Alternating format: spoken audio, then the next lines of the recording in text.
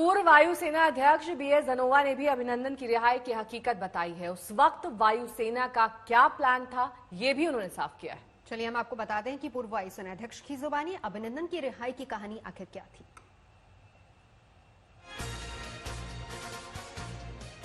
There are two parts to it. The main pressure on Pakistan was diplomatic and political, but there is also a military posture. The way he is saying that पैर कांप रहे थे or something like that, it is because you see the military posture was very offensive, not only of the Air Force, Army, Navy, Air Force, all three services. And God forbid if their misadventure on 27 they had hit some of our military installations, we were in a position to wipe out their forward brigades. तो क्या वाकई डर के मारे पाकिस्तान अभिनंदन को छोड़ने पर मजबूर हुआ था? लेकिन ये दिखाने की कोशिश की गई कि उसका दिल बहुत बड़ा है। और अब हम आपको ये भी दिखाते हैं कि अभिनंदन से जुड़ी वो एक्सक्लूसिव रिपोर्ट जो कि आज तक ने पीओके के उस गांव में जाकर तैयार की थी जहां पर पैराशूट से अभिनंदन उतरे थे।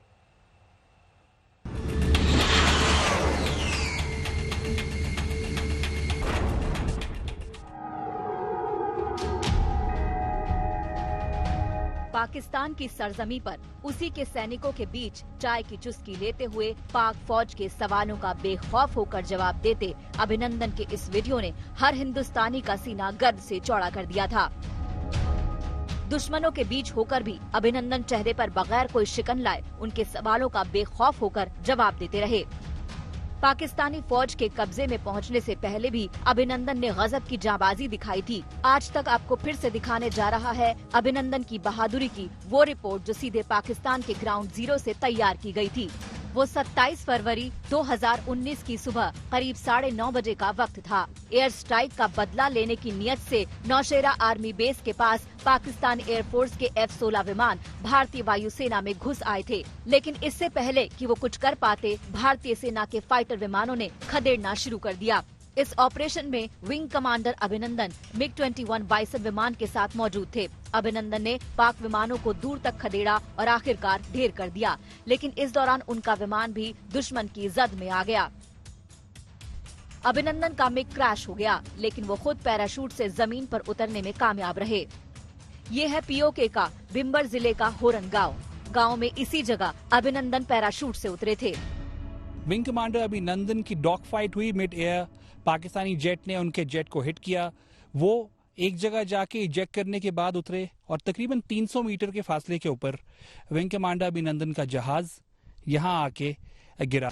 जब अभिनंदन का मिग विमान गिरा तो धमाके से पूरा गांव दहल गया। जहां विमान गिरा वहां आसपास के पेड़ जल गए।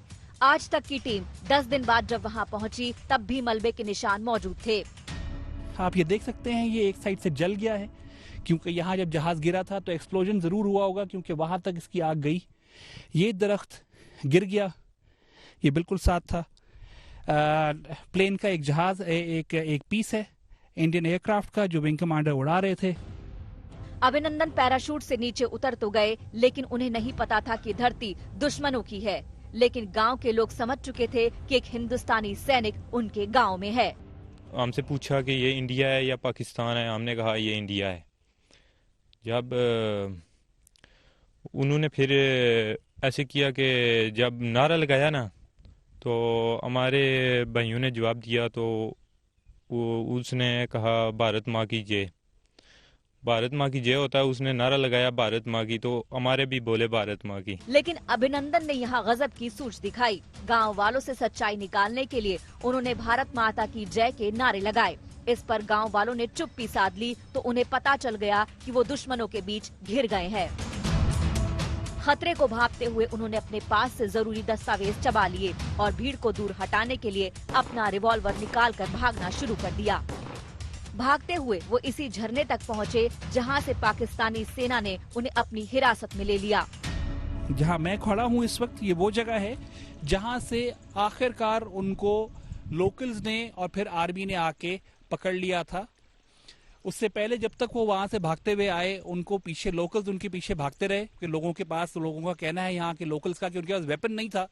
अगर वेपन होता तो वो उसको शूट डाउन कर देते। इसके बाद हुआ क्या वो दुनिया जानती है। आज तक ब्यूरो।